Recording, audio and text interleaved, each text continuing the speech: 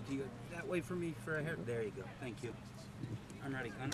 All right, Bernhard, congratulations on your 45th victory, tying the all-time wins record. Just to start, how special is that for you? Well, it's extremely special because we've been talking about it for so long, it seems now. And, when I first came out here, I thought this is never going to happen. When I heard Hale Irwin had won 45 times, I'm going, wow, this is awesome and amazing. And it still is and always will be. And Hale, if you're watching, congratulations. You're a great champion, and I'm honored to have tied your record. We need a toast with a glass of champagne or something.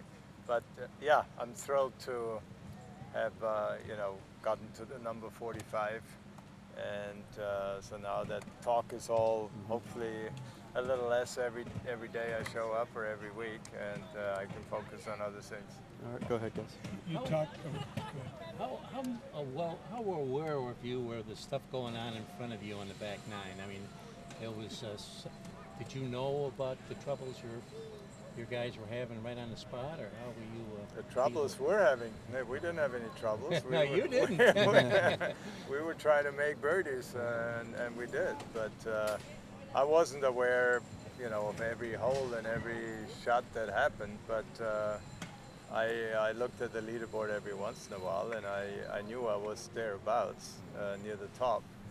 And I was just hoping nobody would run away by making eagles and a ton of birdies in a row.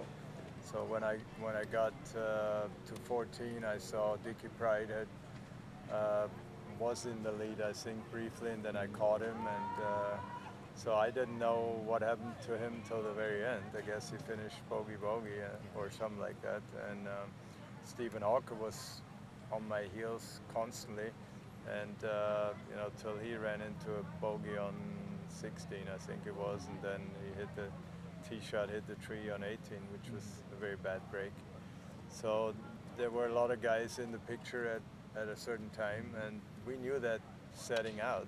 We had a very strong leaderboard, and even the guys who weren't on the leaderboard, there were some very big champions right there within 3, 4, 5 shots, which you can make up on any golf course. You had a lot of nice mid-range looks, burning edges, things like that. And then did the putt at 12 kind of unlock something going Yeah, forward? probably did. I did have a couple of really good looks, especially I forgot the hole now. I think it was number 10 or 11. I just misread it, and it's hard to do out here because the grain sometimes grabs the ball and other times it doesn't. But then they started going in. The last 5 or 6 holes, they started making some putts, and that enabled me to pull ahead.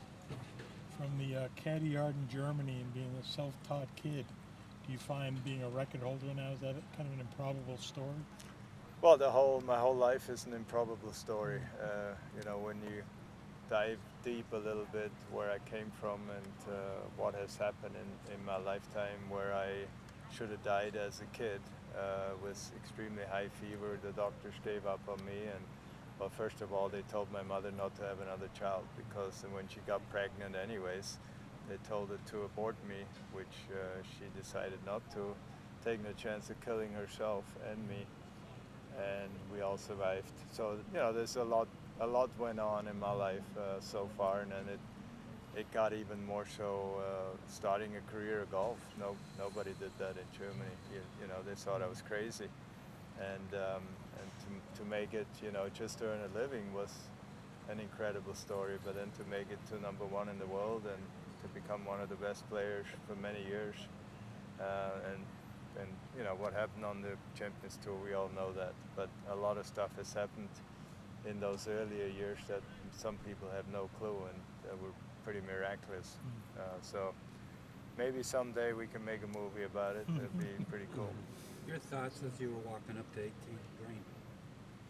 Yeah, it was a little overwhelming, really, to just, I never thought I would win 45 times out here, as I said, coming out, and then the reaction I got from Jerry Kelly and Steve Walker and Scott McCarron was waiting there, and my good friend Bobby Clempett, who invited me to my first Bible study, which made me become a believer in Jesus Christ. He was here to shake my hand. So it's a lot of things have happened, and I got to process it first. You're getting a little emotional. Yeah, absolutely. Has any of it sunk in? Not yet. You know, it will in the next few hours and days.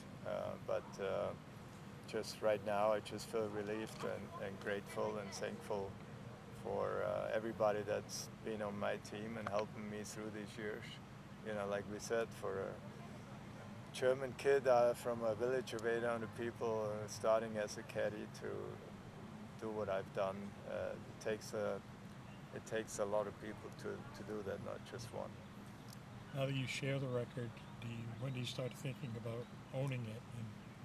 Well, that'll be in 10 days. when we play in Tucson, that's another golf course where I think I can still compete, and we'll find out. And I've won there once before, so. But that doesn't mean it's going to happen. But I certainly gonna give it a shot. We'll see if it happens. If not, you know, as I said, life goes on, whether you win one more or not, or whether you have another record or not. I'm sure you would have liked to win the first meet and see in the first tournament and why, but how fitting is it because you've had so much success here in Naples that you were able to tie the record here? Yeah, I agree with you. I love Hawaii and I would have loved to win there, but this is just as special because it's close to home and I had my family with me, or part of my family, and a lot of friends. There are several friends traveled over from the East Coast. Some came in from other parts, from Kansas City, and walked, you know, around all day or 3 days with me, which is really cool because it's not an easy golf course to walk, as we know, and to have those special friends, I'm very blessed. All right.